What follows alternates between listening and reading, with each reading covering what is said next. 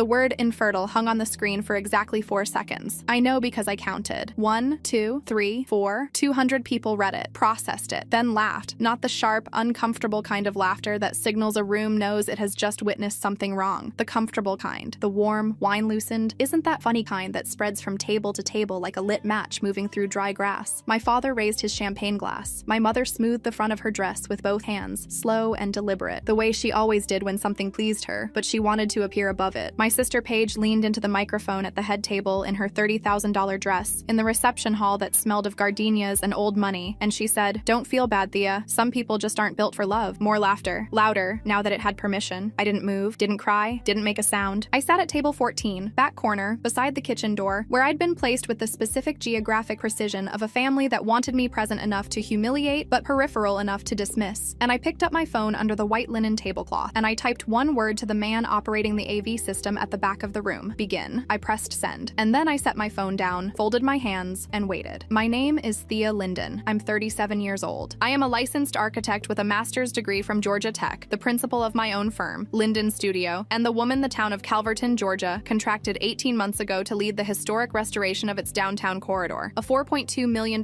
project, the most significant architectural commission this county had seen in 2 decades. My family thought I was a dropout. Let me explain how that happens. Let me explain how a person can build an entire life, a real, documented, professionally credentialed life, while her own parents operate in a parallel reality where none of it exists. My father, Harold Linden, is a man who measures the world in terms of what reflects well on Harold Linden. He is 64 years old, runs a mid-sized commercial insurance brokerage in Calverton, and has spent the better part of 4 decades cultivating a very specific public image: successful patriarch, community pillar, father of the extraordinary Paige Linden. He is the kind of man who knows every important name in a room and uses them constantly, who tells the same 4 stories at every dinner party because those stories always land, who mistakes performance for character and has never once, in my memory, noticed the difference. My sister Paige is 34. She is blonde, photogenic, and has been Harold's primary personality since approximately 1993. She works in marketing, or she did, until she married Connor Whitfield 6 months ago and became a full-time Whitfield, which is apparently its own occupation. She is not cruel in the calculated, cold-blooded way of a true villain. She is something more mundane and more exhausting. She is a person who has never once been required to consider anyone else's experience, and who therefore finds the concept genuinely alien. My mother Vivian is a former interior designer who now manages the aesthetics of her own life with the same controlling precision she once applied to client projects. She is elegant, composed, and capable of delivering devastating commentary in a tone so mild it registers as concern. I had been the family's cautionary tale for 16 years. It started when I was 21 and made the decision, impulsive, imperfectly executed, ultimately correct, to leave the pre-law program my father had enrolled me in at the University of Georgia without asking what I wanted, and transfer to Georgia Tech to study architecture. He called it dropping out. I called it redirecting. We have never agreed on the terminology, and we never will. The narrative calcified from there. Each subsequent fact of my life that didn't align with Harold's preferred version of events was simply not incorporated. My degree wasn't mentioned at family dinners. My license wasn't discussed. My firm, which I had built over 8 years from a 1-person operation in a converted garage to a 7-person studio with a solid regional reputation, was referred to, when it was referred to at all, as Thea's little design thing. My divorce 3 years ago, from a man named Patrick who was kind but fundamentally wrong for me, and who remains to this day someone I think of without malice, was incorporated immediately and permanently. The infertility, which I had shared with my mother in a private moment I will regret for the rest of my life, was filed away with the same efficiency. These were the facts that fit the narrative. These were the ones that stayed. Marcus Webb has been my best friend for 11 years. He is not my partner. I want to be clear about that because people always assume, and the assumption, while flattering, is inaccurate. He is the person I call when something important happens, in either direction, the person who has watched me build my career from the garage studio years through the first major commission, and who has never once suggested I should have done any of it differently. He is also by profession a freelance AV and live event technician with 15 years of experience and the particular useful quality of being able to get hired for almost any venue event in the greater Atlanta area on relatively short notice. 4 weeks before Paige's wedding, he sat across from me at my kitchen table and said, "They're going to do something at that reception. You know that, right?" I knew. The escalation pattern had been building for months. The engagement announcement, which had somehow prompted a family dinner at which my father made a toast to Paige that was, point by point, a catalog of everything Paige had that I didn't. The bridal shower, which my mother had organized and to which I had been invited in the technical sense of being sent an evite, but at which every activity, every conversation, every carefully curated detail was designed to center Paige in a way that required my comparative smallness as a backdrop. I had been required to attend. Absence would have been the scandal. Presence was the point. "If you walk in there blind," Marcus said, "they win before before you sit down. He was right. He is usually right about things like this, which is why I listened to him. What are you thinking? I asked. He looked at me with the steady, practical expression of a man who has already solved the problem and is waiting for you to catch up. I'm thinking I get hired as the AV tech for the Hargrove Ballroom, he said. Freelance contract. They use outside vendors for big events. I've worked that room twice. I know the system. I looked at him. And I'm thinking, he continued, that you spend the next week building 5 slides. Not attacks, just facts. Your actual life. The one they've been lying about. I was quiet for a moment. Marcus, you're not going to war, he said. But if they fire first, I fire last, I said. He nodded. I spent the rest of that evening at my desk with a glass of wine and my laptop, building the simplest, cleanest presentation I have ever designed. 5 slides. White background, black text, no embellishment. I'm an architect. I know that the most powerful structures are the ones that don't need ornamentation to hold weight. Slide 1. My architecture license. Georgia Board of Architects. License number and issue date. My name in the state registry. Slide 2. The AIA Georgia Design Award I received in 2021 for the Kellerman Community Center project. A photo of me at the award ceremony in a room full of professionals who knew exactly what the work was worth. Slide 3. Me on the Calverton restoration job site. Hard hat, blueprints. The kind of photograph that is worth approximately 10,000 words of explanation. Slide 4. My firm. Linden Studio. 7 employees. Regional awards. The client list I'd spent 8 years building. Slide 5. The last one. White background, black text. 3 lines. You called me a dropout. I have a master's degree. You called me broke. I own my home. You called me a failure. I design buildings for a living. I saved it to a USB drive and handed it to Marcus on Thursday evening. This is good, he said, scrolling through it. It's just true, I said. That's why it's good. He pocketed the drive. I'll be in position by 4 o'clock Saturday. You'll have a 30-second window after I get the signal. I nodded. And Thea. He looked up. They might not do anything. It might be fine. It won't be fine, I said. We both knew that. The night before the wedding, Paige added me to a group chat. The message came through at 11:47 p.m. A preview. Her words, verbatim. Quick peek at our little tribute for tomorrow. So excited. She had attached a PDF. 6 slides. My name in Linden family font at the top of each one. A photograph of me, old, grainy, pulled from somewhere that required deliberate effort to locate something that unflattering. At the top of the first slide. Dropout. First slide. Divorced. Second. Broke. Third. Alone. Fourth. Then the last one. A clip art baby. Stock image. Generic. The kind you find in a 10-second Google search. A red X stamped across it. The word infertile in bold underneath. My medical history. Information I had shared with my mother in a private conversation in her kitchen 2 years ago. When I was grieving and needed to say it out loud to someone who was supposed to love me. She had saved it. She had given it to Paige. And then my mother had replied to the group chat at 11:52 p.m., 5 minutes after Paige sent the preview, with 4 words. Keep it tasteful, Paige. Not stop. Not this is wrong. Not that is your sister's private medical information. And putting it on a screen in front of 200 people crosses a line that cannot be uncrossed. Keep it tasteful. I read it twice. Then I screenshotted the entire thread, Paige's message, the preview PDF, my mother's response, and sent it to Marcus without a word. He responded in 40 seconds. I see it. I'm ready. You? I looked at the beige dress my mother had given me to wear. She had brought it to my hotel room Thursday morning. Uninvited. She still had a key, a fact I had been meaning to address for 2 years, and laid it across the bed with the particular proprietary confidence of a woman who has never accepted that her children's bodies are their own. It was the color of institutional carpet. It had a bow at the collar. I hung it in the closet. I laid out the dress I had bought myself. Navy blue, tailored, clean-lined, the kind of dress that communicates I designed this impression on purpose to everyone who knows how to read clothes. I set an alarm for 7 a.m. I did not sleep much. When I did sleep, I did not dream, which I took as a good sign. My subconscious, apparently, was also in compliance mode. The Hargrove Ballroom is the most prestigious event venue in Calverton, a restored 1920s building with original plasterwork and a ballroom floor that I had actually consulted on, professionally, as part of the downtown restoration project. There is a particular absurdity in being humiliated in a room you helped save, and I was aware of it as I walked in at 5:30 p.m. and felt the familiar bones of the building around me. I had spent 30 hours in this building with a structural engineer named Dale Hoffman and a preservation specialist from the Georgia Historic Preservation Office. I knew where the load-bearing walls were. I knew which plaster medallions were original and which were 1970s replacements. I knew the name of the contractor who had done the floor restoration and the specific grade of white oak he'd used. My family didn't know I'd ever set foot in the place. Table 14 was in the far back corner, positioned with geometric precision as far from the head table as the room's dimensions permitted. It seated 8 people, cousins I was cordial but not close with, a great aunt named Bernadette, who was 91 and mostly interested in the bread rolls, and 2 of Paige's college friends who had been bumped from a better table for reasons I could guess. My father worked the room from the moment cocktail hour opened. I watched him from my corner, Harold in his element, handshakes and shoulder claps, and the big, generous laugh he performed for people whose approval he was actively courting. He paused at the table of Eleanor and Douglas Whitmore, Calverton's most prominent family, with the particular attentiveness of a man who has been trying to crack that inner circle for 20 years without quite succeeding. Eleanor Whitmore, 67 years old, was the kind of woman who who made rooms quieter just by entering them. Not through intimidation, through something more fundamental than that, a quality of attention that made other people aware they were being genuinely seen. She had made her money in commercial real estate development and had spent the last decade reinvesting significant portions of it into Calverton's civic infrastructure. She was also, as of 18 months ago, my primary client. She knew my name, she knew my work. She had seen my drawings, reviewed my project reports, walked the restoration sites with me 6 times, and asked the precise, informed questions of someone who had done her research. She had referred to me in a letter to the city council as the most capable architect practicing in this region. She did not know that I was Harold Linden's daughter. In Calverton, Linden was a common enough surname. I had never mentioned it. She had never asked. It had simply never come up, the way 1,000 professional relationship details simply never come up when the work is the focus of every conversation. I watched Harold work his way toward her table with the focused trajectory of a man with a social objective. I turned away. I found my seat. I folded my napkin. I smiled at Great Aunt Bernadette, who patted my hand and said I looked thin, which is Bernadette's version of a compliment. I ate the salad and drank 1 glass of water and declined the wine, which I needed my full faculties to enjoy properly later. At 7:14 p.m., the lights dimmed. Page's maid of honor, a woman named Brittany, whom I had met 3 times and who had the bright, expensive smile of someone paid by the wattage, took the microphone. And now, a special presentation from the Linden family. The screen lit up. Baby photos of Page, vacation photos, Harold and Page at the lake house, Page at prom, Page at college graduation with Harold's arm around her shoulders, and a pride on his face so complete there was simply no room in it for anyone else. The room cooed on cue, the warm, appreciative sound of 200 people watching the home movie of a happy family. I watched the screen and I waited. The music changed, not the tender string arrangement that had been playing. Something with a drum roll underneath it. Theatrical, building, deliberately comedic, the kind of music you hear before a punchline. And now, meet the rest of the family. My face appeared on the screen. The photograph was from my mid-20s, grainy, badly lit, pulled from a Facebook post I barely remembered making. The deliberate selection of the least flattering image available, a choice that required someone to scroll through years of my life looking specifically for something that would land wrong. The room registered it with a ripple of amused confusion. Who is that? Then the first slide appeared beside it. Dropout. Laughter. Uncertain at first, testing the room's temperature, then warming as Harold, at a prominent table 3 rows from the front, smiled broadly and shook his head in the performative way of a man enjoying a roast. The signal to the room, this is sanctioned. You may laugh, divorced, more laughter, the comfortable kind, the kind that spreads, broke, alone. Table by table, the ripple moved outward. People who didn't know me laughed freely. People who did, the few Calverton acquaintances I spotted near the middle of the room, shifted in their chairs and looked down at their plates. Then the clip art baby, the red X, infertile. The room went a specific kind of quiet that isn't quite silence, the held breath quality of 200 people simultaneously wondering if they have gone somewhere they didn't agree to go. Then Harold raised his glass, the social permission signal, and the laughter resumed, rolling now, filling the ballroom. Page leaned into the microphone. Don't feel bad, Thea. Some people just aren't built for love. My father. Just a joke, sweetheart. Lighten up. My mother smoothed her dress, and under the table, my thumb was already on the screen. The message was already typed. I pressed send. 3 seconds. Silence from the AV system. 3 seconds is longer than you think when a room has been laughing at you. It is long enough for Page's smile to flicker. A brief, involuntary recalibration. The expression of someone whose planned experience has been interrupted. Long enough for her to glance toward the back of the room where the AV booth was set up. Technical issue. Can someone? The screen went black. A beat of collective confusion. 200 people looking at a dark rectangle, then white. White background. Black text. The real Thea Linden. The room went completely still. Not quiet. Still. The specific stillness of people who have just understood that what they thought was a one-sided story has another side, and that side is loading. My architecture license filled the screen. The official Georgia Board of Architects documentation. My name, my license number, the date of issue, the board seal. The kind of document you cannot fake and cannot misread. The room processed it. Then the AIA Georgia Design Award. My name, the year. A photograph of me in professional dress in a room full of architects and designers and civic leaders, holding a plaque, looking like exactly what I was. A professional who had earned something in a room full of years who knew what the earning required. Then the job site photograph. Hard hat, blueprints under my arm. The Calverton downtown restoration site. And here is where, I will later learn, several people in the room made a connection, because the restoration project had been covered in the local paper, and several of those 200 guests had seen the coverage, and one of them, seated at a table near the front, had commissioned the work. Then the firm slide. Linden Studio. The client list. The awards. The 7 people I employed who came to work every day because I had built something worth coming to work for. Then the last slide. You called me a dropout. I have a master's degree. You called me broke. I own my home. You called me a failure. I design buildings for a living. 3 lines. White background. Black text. No music. No drum roll. No theatrical framing. Just facts. Harold shot to his feet. Turn it off. His voice, the commanding, room-filling voice he had used my entire life to end conversations, came out strangled. Turn it off right now. He turned to the back of the room. Marcus was standing at the AV booth with his arms at his sides and his face entirely neutral, the expression of a professional doing his job, and he did not move. The system remote had been configured for tonight's show only. The access panel was in the utility closet at the back of the hall. The utility closet was locked, and the key was in Marcus's breast pocket. And Marcus was a man who understood the specific purpose of every moment he had been building toward. For the first time in my life, my father could not silence me. Harold looked at the screen. Harold looked at his guests. Harold looked at me. And here is the part I want you to understand. I was not looking at him with triumph. I was not performing satisfaction. I was sitting at table 14 with my hands folded on the linen tablecloth and my face composed in the same steady expression I wore in client meetings when I needed the room to understand that the work was solid and the decisions had been made and the conversation could proceed from here. I was simply present. That, I think, was what undid him more than anything else. The silence in the room stretched, and then Eleanor Whitmore set down her glass, slowly, deliberately. The gesture of a woman accustomed to rooms recalibrating around her movements. She looked at the screen, at the job site photograph, at the firm slide, at my name above a body of work she had spent 18 months evaluating and approving and trusting with several $1 million of civic investment. She looked at Harold, then she looked at me. She stood up. She smoothed her jacket with both hands, a gesture that, in her case, communicated not self-comfort, but finality, the closing of a consideration. The room was silent enough that when she spoke, in a voice pitched at conversational volume, every person in the ballroom heard it without effort. Mr. Linden, Harold turned. The woman you just humiliated, Eleanor Whitmore said, is the architect I hired to restore this town. The room absorbed it. Harold's face went through several colors in rapid succession. The pink of embarrassment, the white of social terror, the gray of a man watching something he cannot retrieve tumbling past the point of retrieval. Paige, at the head table, had stopped performing. Her face had the stripped-down, exposed quality of a person who has just realized that the audience was not the one they thought they had. My mother sat very still. Eleanor turned back to me. She inclined her head, small, precise, the acknowledgement of one professional to another. I inclined mine in return, and the room, for the very first time in my life, looked at my family the way they had always deserved to be seen. I did not deliver a speech. I want to be clear about that, because the version of this story that people imagine involves me standing up at the microphone and dismantling everyone point by point in front of 200 witnesses. That is a satisfying fantasy. It is not what happened. What happened is that I sat at table 14 while the slideshow finished its final slide. The system had been set to run through once and then hold, which Marcus had programmed with his usual precision. And then I folded my napkin, placed it beside my plate, picked up my clutch, and stood up. I walked out of the ballroom, not running, not rushing. The unhurried walk of someone who has said everything she needed to say without opening her mouth and is now proceeding to the next part of her evening. Marcus was waiting in the parking lot. He handed me my USB drive without comment. Eleanor Whitmore, he said. I know, I said. Did you know she was going to be there? I had known she was invited. She and Harold had a social relationship of the surface level, overlapping circles variety that defined a certain tier of Calverton's social life. I had not known whether she would attend or what she would say or whether the connection would land. I knew it was possible, I said. That was extraordinary, he said. The slides were just facts, I said. He laughed. It was a real laugh, the deep, genuine one I'd known for 11 years. Yeah, he said, just facts. We got in his truck and drove to the diner on Route 9 that is open until midnight, and I ordered pancakes and a large coffee, and Marcus ordered eggs, and we sat in a booth for 2 hours and talked about something else entirely. And it was the best 2 hours I'd had in longer than I could precisely calculate. The aftermath, because there is always an aftermath. Eleanor Whitmore called me the following Monday morning at 9:04 a.m. I was at my desk reviewing a revised materials estimate for the Calverton project when her name appeared on my screen. I owe you an apology, she said before I could speak. I told her she absolutely did not. I've been doing business in this town for 30 years, she said. I know Harold Linden. I should have made the connection sooner. I'm sorry it took a public event for me to understand the context of what you've been working in. Eleanor Whitmore does not apologize easily. I know that from observation. I accepted it without overstatement. The project is on track, I said. That's what matters. Yes, she said. It is. A pause. You designed a very good response, Thea. I had help, I said. She made a sound that, from a woman of Eleanor's composure, constituted a full laugh. The professional consequences for Harold were not immediate, but they were real. Eleanor Whitmore does not broadcast her social opinions. She moves quietly and with precision, the way all truly powerful people do. But over the following weeks, I heard from 3 separate sources that his brokerage had lost the Whitmore family's commercial insurance account, which had been, by any reasonable estimate, a significant portion of his firm's revenue. No announcement, no confrontation, just a decision, made efficiently, and communicated in the language Harold understood best. A check that stopped coming. Paige's husband, Connor, whom I had met twice and assessed as a man who cared about optics above most other things, issued what I can only describe as a professional apology. A letter, prepared with obvious attorney involvement, acknowledging that the presentation at the reception had been inappropriate and hurtful. I filed it in a folder I labeled documentation and did not respond. My mother called 3 times in the week following the wedding. I did not answer. On the 4th call, she left a voicemail that lasted 4 minutes and 22 seconds, and the balance of which was a performance of wounded dignity she had only wanted to preserve preserve family unity. She had never intended for things to go so far. She hoped I understood that she had told Paige to keep it tasteful. I saved the voicemail. I did not call back. My therapist, Dr. Renata Ose, clinical psychologist, 14 years of practice, a woman who has known my family history in detail for 3 years and has never once told me what to feel about it, said when I told her the full story, "How do you feel?" "Like I finally said something," I said. "You didn't say anything," she pointed out. "Marcus's system said it." "I know," I said. "That was the point. I didn't need them to hear my voice. I needed them to see my life." She was quiet for a moment. "That's a meaningful distinction." "I've had 16 years to make it," I said. "It has been 7 months." The Calverton restoration project is ahead of schedule. The North Corridor opened to the public in April, and the coverage in the regional architecture press used phrases like sensitive and authoritative and a masterclass in adaptive preservation. Eleanor Whitmore attended the opening ceremony and stood beside me in the photograph that ran in the Calverton Examiner and the Atlanta Journal-Constitution. My father was not mentioned. I have not spoken to my family since the wedding. This is not a decision I made dramatically or permanently. It is simply the status of things, the current equilibrium, and I am not yet certain what, if anything, comes next. Dr. Osi and I are working through the question with the methodical patience it deserves. Marcus has a new venue contract for the summer. He texted me last week to say a competing AV firm offered him a job and he turned it down because freelance suited him and he liked controlling his own schedule. I told him he was exactly the same person he'd been at 25. He said the same about me, which I chose to take as a compliment. The navy blue dress is hanging in my closet. The beige one I donated. I think about the night sometimes, not the slideshow, not Harold's face going gray, not even Eleanor Whitmore's voice carrying across that silent ballroom. I think about sitting at table 14 with my hands folded on the linen, watching my medical history displayed on a 10-foot screen, and feeling not devastated, not even angry, not in the hot, reactive way, something colder and more permanent than anger. The feeling of a person who has been dismissed for so long that the dismissal has become a data point rather than a wound. I think about my mother's 4 words, "Keep it tasteful, Paige." I think about how she smoothed her dress when the room laughed, and I think, I spent 37 years waiting for her to choose me. I spent 1 week choosing myself instead. The math at the end was not complicated.